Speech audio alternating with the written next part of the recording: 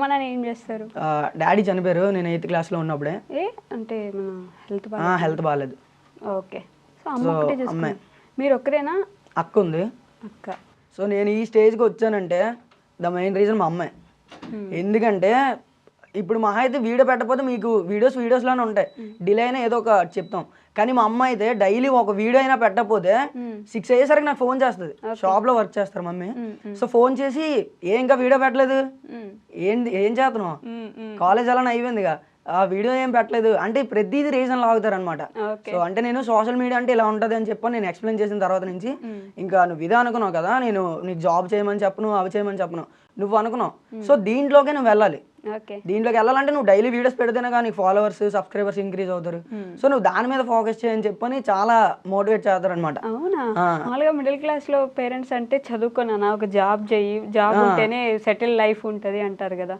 First నుంచి అమ్మ support చేశారు చాలా. నా రీసెంట్ టైంలో ఇన్ కేస్ నాకు ఎవరు లేనప్పుడు కూడా మా అమ్మే నన్ను పెట్టి ఏదో వీడియో తీసే, కావాలండి నేను ఆ రోజు షాప్ మానేస్తా, నువ్వు ఏదో ఒకటి రాసే, డైలీ వీడియో పెడితే వస్తున్నారు కదా సబ్స్క్రైబర్స్, సో చేసేద్దాం ఏదోటి, అంత సపోర్ట్ అనమాట. షాప్ లో వర్క్ చేస్తూ కూడా ఫోన్ కూడా మీ మదరే కొనిచ్చుంటారు స్టార్టింగ్ లో. ఇప్పుడు మీరు ఇస్తున్నారా మీ మదర్ కి? ప్రెజెంట్ అయితే అడగరు నన్ను ఏమి, నా ఖర్చులకి అంటే ఇప్పుడు షూట్స్ కి ఎక్కడికైనా వెళ్ళినా, సో అలా ట్రావెలింగ్ కి కానీ అక్కడ ఫుడ్ కి కానీ వాటికి ప్రెజెంట్ సరిపోతున్నాయి, షార్ట్స్ లో ఏం రావుగా. సో లాంగ్ వీడియోస్ 1M అయితే ట్రై చేద్దామని చూస్తున్నాం. సో అప్పుడు లాంగ్ వీడియోస్ ఆపేసినట్టున్నారు 1 year back. ఎందుకని అంటే ఇప్పుడు లాంగ్ వీడియోస్ ఎలా అయిపోయిందంటే ఒక 1 week కి ఒకటి అలా షూట్ చేయగలుగుతున్నాం. సో దానివల్ల ఈ 6 days 5 days గ్యాప్ వస్తుంది. సో దానివల్ల అంటే యాక్టివ్లో ఉండమని అనుకుంటారు, డైలీ యాక్టివ్లో ఉండాలంటే ఇలా షార్ట్స్ పెట్టాలి. సో నా టార్గెట్ ఏంటంటే మనీ పర్పస్ అయితే కాదు, సో ఫస్ట్ అయితే మంచి నేమ్ తెచ్చుకోవాలి, ఇలా పవన్ కుమార్ అంటే ఇది అని చెప్పని ఇలా కంటెంట్ ఉంటుంది బాగుంటుంది బాగా చేస్తారని. సో దాని తర్వాత ఇంకా 1M అయిపోయిన తర్వాత ప్లాన్ చేద్దాం షార్ట్ ఫిలిమ్స్ వెబ్ సిరీస్ అలా అని చెప్పని. ఓకే. ఏదో ఒక కంటెంట్ ఇచ్చేయడం వేరు, మంచి కంటెంట్ జనాలకి నచ్చే కంటెంట్ ఇవ్వడం చాలా వేరు కదా. ఎంత కష్టం ఉంటుందా దాని వెనుక? లైక్ అంటే నేను చాలా డేస్ అయితే పడుకోను, అంటే డే టైమ్స్లో ఏదో ఒక ఫోన్ వస్తుంది, అక్కడికి వెళ్దాం ఇక్కడికి వెళ్దాం అది చేద్దాం ఇవి చేద్దాం ఏదైనా పనులు చెప్పడం కానీ. సో నైటే ఫ్రీ దొరుకుతుంది కాబట్టి నేను తినేసిన తర్వాత స్టార్ట్ చేద్దాం, ఒక్కొక్కసారి 5 అయిపోద్ది 4 అయిపోద్ది. సో అలా అనమాట. అలా చాలా డేస్ ఒక స్క్రిప్ట్ రాయడానికి నేను 1 month తీసుకుంటా, ఒక షార్ట్ అంటే మొత్తం ఫుల్ సిరీస్ రాయడానికి ఒక 1 month తీసుకుంటారు. దానికి ఎక్కడి నుంచి వస్తాయి ఆ థాట్స్ అసలు ఆ స్క్రిప్ట్ రాసేదానికి? అంటే ఫస్ట్ మేము ఒక లైన్ అనుకుంటాం, ఇప్పటి వరకు ఎవరు చేయలేని లైన్ తీసుకుంటాం. సో ఆ లైన్ ని డెవలప్ చేస్తే ఇక్కడ వీళ్ళు ఎంటర్ అవుతే ఎలా ఉంటుంది, ఇక్కడ విలన్ గా ఇతను పెడదాం. సో అవన్నీ ఫస్ట్ ఒక లైన్ ఉంటుంది, సో దానికి పాయింట్లు ఇవన్నీ యాడ్ చేద్దాం. సో ఆ షార్టేజ్ చేసుకున్నప్పటికే చాలా టైం పట్టద్ది స్క్రిప్ట్ కే. అబ్బో నిజమే, అంటే కనిపిస్తుంది కదా డీటెయిలింగ్ ఒకటి, అది మనం చూస్తున్నప్పుడు ఏదో ఊరికే అనుకుని తీసేసారు అలా ఉండదు, నీట్ గా ప్రిపేర్ అయ్యారనేది అర్థం అవడానికి మీరు చేసే కష్టం కనిపిస్తుంది అనమాట దాని వెనుక. సో ఒక షార్ట్ తీయడానికి పూర్తిగా ఒక తీసి పబ్లిష్ చేసి ఎంత టైం పడుతుంది దాని వరకు? అంటే నేను రీసెంట్ టైంలో ఎలా అంటే నా షార్ట్స్ ఎలా ఉంటాయంటే ఈ రోజు అయింది రేపు ఎవరు గెస్ట్ చేయకుండా ఉండాలని చెప్పి తీస్తానమాట. ఈ రోజు అయింది రేపటి గురించి వెయిట్ చేయాలి అని చెప్పి చాలా డేస్ అలానే ల్యాగ్ చేశాను నేను, అంటే వెయిట్ చేయాలి మన షార్ట్ గురించి వెయిట్ చేయాలి ఫాలోవర్స్ అని చెప్పని. సో తర్వాత నేను రియలైజ్ అయ్యాను మాలకు ముందు ఎప్పుడైతే ఈ పరిణయం సిరీస్ తీసానో సో అవన్నీ 10 days లో తీస్తా. అంత స్ట్రెస్ తీసుకొని మరి రాసుకుంటా, ఎప్పుడు డేకి ఒక్క ఎపిసోడే తీసేవాళ్ళం, కానీ ఈ సిరీస్ 4 3 అలా అలా అలా మాలకు టైం అయిపోతుంది, మాలేసే టైం దగ్గరికి వచ్చేస్తుందని దీంట్లో తీసుకొని ఎక్స్పెక్ట్ చేయలేదు కూడా నేను ఎంత రీచ్ వస్తుంది ఈ సిరీస్ అని చెప్పాను. దానికి మాలేసుకునే ముందే అయిపోగొట్టేసాం, అందుకే పరిణయం సీజన్ 1 ఎండ్ అని పెట్టాం. అంటే నేను ఎక్స్పెక్ట్ చేయలే, నేను మాల్లో ఒక సిరీస్ తీద్దాం అనుకున్నా. ఇప్పుడు వచ్చే సిరీస్ కూడా అలానే ఉంటది. లైక్ ఇప్పుడు మాల వేసిన కన్యస్వామికి లవర్ ఉంటే వాళ్ళు ఫేస్ చేసే బాధలు, లైక్ అమ్మాయి టైం ఇవ్వట్లేదని చెప్పడం, ఇవన్నీ ఆ స్వామి ఏడుస్తుండడం, లైక్ గురుస్వామిలు చెప్పడం, ఇవన్నీ కాదు. ఎలా ఎండింగ్ ఎలా ఉంటుందంటే అయ్యప్ప దైవత్వమే ఎప్పుడు అమ్మాయి అబ్బాయే కాదు, కొన్నిసార్లు దైవం కూడా ఉంటది అని చెప్పని. కానీ దీంట్లో చాలా నెగిటివిటీ వచ్చే ఛాన్సెస్ ఉంటాయి, వచ్చే ఉంది. మరి దానికి భయపడట్లేదు? ఎందుకంటే చాలా మంది నాకు చెప్పారు ఈ సిరీస్ నేను చేస్తా అన్నప్పుడు, చెయ్యండి. ఎందుకంటే చాలా మంది ఇప్పుడు కొంతమంది ఫ్యాషన్కి మాలేస్తున్నారు, కొంతమంది భక్తి కోసం వేస్తున్నారు. ఈ భక్తి ఫ్యాషన్ పక్కన పెడితే లవ్ అనేది ఉంటుంది అవతల వాళ్ళకి. సో వాళ్ళకి టైం ఇవ్వకుండా వాళ్ళు చేసే ఇగ్నోరెన్స్ అవన్నీ కలుపుతూ తీస్తున్నాం. సో మాక్సిమం లాస్ట్ లో దేవుడు వస్తారు కాబట్టి హేట్ ఉండదని అనుకుంటున్నా. ఓకే, ఇప్పుడు ఆల్రెడీ తీసాం, ఒక 12 ఎపిసోడ్స్ అయింది. ఓకే, ఇంకా పోస్ట్ చేయలేదు. ఓకే, నెక్స్ట్ పోస్ట్ చేస్తారు, అన్ని అయిపోయిన తర్వాత చేస్తారు. అవును. ఏదైనా అంతేనా, పూర్తిగా తీసేసుకున్న తర్వాత ఈ సిరీస్, ఈ లాస్ట్ సిరీస్, ఈ సిరీసే ఫుల్ అయిపోయిన తర్వాత తీద్దామని అనుకున్నాం. ఓకే, మిగతావన్నీ day by day daily shoots ఉండేవి. మీరు స్టార్ట్ చేసినప్పుడు ఫస్ట్ షార్ట్కి, ఆ తర్వాత 100K వచ్చినప్పుడు షార్ట్కి ఏంటి డిఫరెన్స్ గమనించానంటే ఫస్ట్ ఇది ఏదో చెయ్యాలి, ఓకే, మనకి నేమ్ రావాలి, ఏదో చెయ్యాలని చెప్పని చేసేవాళ్ళం.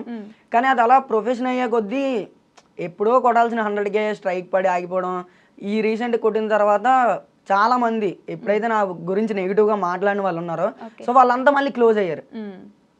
మా తమ్ముడే, లైక్ మా తెలిసిన వాళ్ళే, మా ఫ్రెండే, మేమే చెప్పాం ఇలా అన్నమాట. మీకు నెగిటివిటీ ఉండిందా స్టార్టింగ్ లో?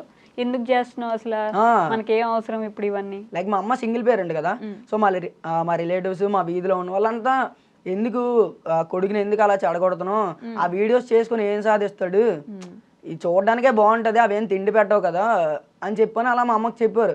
కానీ మా అమ్మ వాళ్ళందరికీ సమాధానం చెప్పేది, అంటే లేదు ఆడు చెయ్యలేదు, ఆడేదో చేద్దాం అనుకుంటున్నాడు, చెయ్యనిద్దాం అనేసి అంత సపోర్ట్ అనమాట. ఏ ఒక్కరోజు అమ్మ ఎందుకురా మనకి ఇవన్నీ అనలేదా? అవన్నీ అందు, నాకు వీడియో పెట్టకపోతే చాలు ఫోన్ వచ్చేది 6 కల్లా. నేను కొన్నిసార్లు వీడియోస్ చేసేది కూడా మా అమ్మ కోసమే, వీడియో ఏం పెట్టట్లేదు అన్ని అలా అనమాట. ఊర్లో వాళ్ళందరికీ సమాధానం చెప్పగలరు. ఓకే, అంతమంది చెడగొడుతున్నాం అన్నా సరే మీరు మీ పని చేసుకుంటూ వచ్చారు కాబట్టి 100K వచ్చిన తర్వాత మావాడే, మా తమ్ముడే వీళ్ళంతా అనమాట. అదే, అది ఎప్పుడైనా మనకు ఒక పేరు వస్తుందంటే దాని అర్థం వీళ్ళందరూ వస్తారు. ఏమీ లేనప్పుడు ఎవరు ఉండరు, అన్ని వచ్చాక అందరూ ఉంటారు. ఇది ఫేస్ చేసి ఉంటారు కదా చాలా. లైక్ నాకు స్ట్రైక్ పడింది రీసెంట్ గా, నా బర్త్డే తర్వాత నుంచి ఒక్కరు కూడా నాకు ఫోన్ చేసేవాళ్ళు కాదు.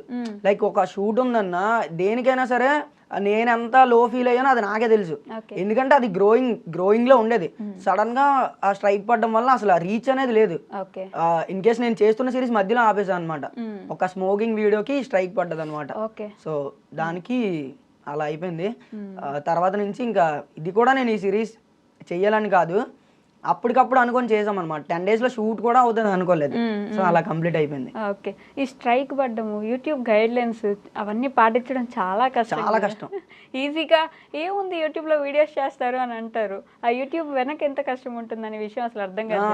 ఒక బీజిఎం కాపీరైట్ పడితే వీడియో బ్లాక్, మళ్ళీ ఆ బీజిఎం డిలీట్ చేసుకుని మళ్ళీ నాన్ కాపీరైట్ బీజిఎం ఎత్తుకొని మళ్ళీ దానికి సెర్చ్ చేసి మళ్ళీ పోస్ట్ చేయాలి. ఆ పోస్ట్ చేసిన తర్వాత ఇది డిలీట్ అయిపోయిన తర్వాత దానికి రీచ్ ఉండదు. ఇలా చాలా ఫన్ కోసం స్టార్ట్ చేస్తారు, అది ఒక ప్రొఫెషన్ లా మారిపోద్ది. ఒక షార్ట్ పెట్టకపోతే టెన్షన్ వచ్చే అంత ఇదైపోతుంది, మార్చేస్తుంది పూర్తిగా యూట్యూబ్. దానికోసమే ఐ మీన్ బ్రతికే వాళ్ళు ఉంటారు పూర్తిగా యూట్యూబ్ కోసమే. మీకు ఎలా యూట్యూబ్ అసలు? నాకంటే యూట్యూబే మెయిన్, చాలా మందిలో నాకు గుర్తింపు తీసుకొచ్చింది. లైక్ ఇప్పుడు నేను ఒక్క దగ్గరికి వెళ్ళినా వాళ్ళు నాతో ఫోటో తీసుకోపోయినా పర్లేదు, అక్కడ నన్ను చూడగానే తిను వీడియోస్ చేస్తాడు కదా, సో ఆ ఫీల్ చాలా ప్రౌడ్గా ఉంటుంది. ఎందుకంటే మనం 10 మందిలో ఒకరు రికగ్నైజ్ చేయడమే చాలా ఇది. సో దాని వాళ్ళ గురించి మీరు బాగా వీడియోస్ చేస్తారు అవి అవన్నప్పుడు మనం పడ్డ కష్టం అంతా పోతుంది అనమాట. లైక్ వీళ్ళైనా మెచ్చుకున్నారు మనం చేస్తున్న దానికి. చాలా మంది ఎన్నో మాటలు అంటారు, సో అవన్నీ పక్కన పెడితే వాడు నన్ను చూసాడు, Pavan Kumar content creator, so అలా గుర్తుపెట్టుకున్నాడు. అది చాలా నాకు ప్రౌడ్ గా ఫీల్ అవుతాను అనమాట. అప్పుడే ఈ కష్టం అంతా మర్చిపోతాను నేను. మన అనుకున్న వాళ్ళే చీకొడతారు, అవును, పక్కన వాళ్ళు పరాయి వాళ్ళు ఎవరో తెలియని వాళ్ళు పొగుడతారు. ఇలాంటి సిచ్యువేషన్స్ ఉన్నాయి చాలా.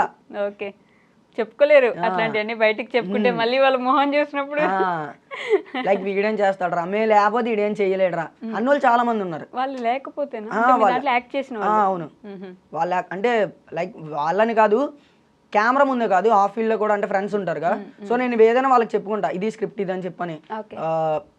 అంటే వాళ్ళు ఎలా తీసుకుంటారంటే ఈడేం చేస్తాడు, ఈడు ఒకడేం చేయగలడు, మేము ఉండాలి కదా దానికి, మా సపోర్ట్ లేకుండా ఈడు చేయగలడా, అంటే ఈడు ఓన్ స్క్రిప్ట్ రాసి ఇంత బిల్డ్ చేయగలడా అన్న వాళ్ళందరికీ ఈ రీసెంట్ సిరీస్ చాలా గట్టిగా చెప్పింది. అంతేనా? మారుస్తూ ఉంటారు యాక్టర్స్ ని? అంటే బాగా చేస్తున్న ఉన్న వాళ్ళని ఉంచుతాం. సో రొటేట్ చేస్తుంటాను. అంటే మళ్ళీ కంటిన్యూస్ ఫేస్ ఉంటే ఎవరేం చేస్తున్నారో అర్థం కాదనమాట. సో రొటేట్ అవుతూ ఉంటారు. అవుతూ ఉంటారు. కానీ కనెక్ట్ అయిపోతారు కదా జనం. మీరు మామయ్య అన్న కనెక్ట్ అవుతారు, మరదలన్నా కనెక్ట్ అవుతారు. ఎలా చెప్తే అలా కనెక్ట్ అయిపోతున్నారు. ఏది ఫస్ట్ షార్ట్ ఆర్ రీల్ మీకు బాగా గుర్తింపు తీసుకొచ్చింది? అది నేను ఒక ఫ్రెండ్షిప్ రీల్ అనమాట. సో క్యాన్సర్ వచ్చిందని చెప్పి ఆ ఫ్రెండ్ చేయకూడదని అది దగ్గర యూట్యూబ్ లో 10 మిలియన్ వెళ్ళింది. దానికి వచ్చిన తర్వాత చాలా మంది అదే తను తాగుతున్న water bottle Lay's packet. So ఆ రీల్ ఎప్పుడు నాదేనేంట్రా అంటారు. అదే మీకు ఫ్రెండ్షిప్ అంటే ఎంత వాల్యూ ఉంది, ఎంత ఇంపార్టెంట్? లైక్ ఇప్పుడంటే ఎలా ఉందంటే వాళ్ళ అవసరం, ఇప్పుడు నేను షూట్కి అవసరానికి పిలుస్తున్నాను.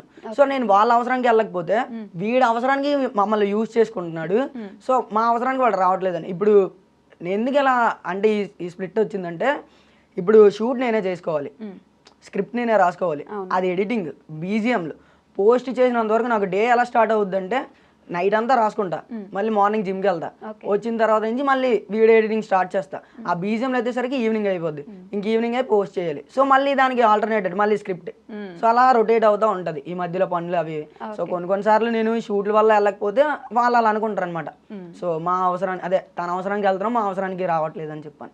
ఓకే.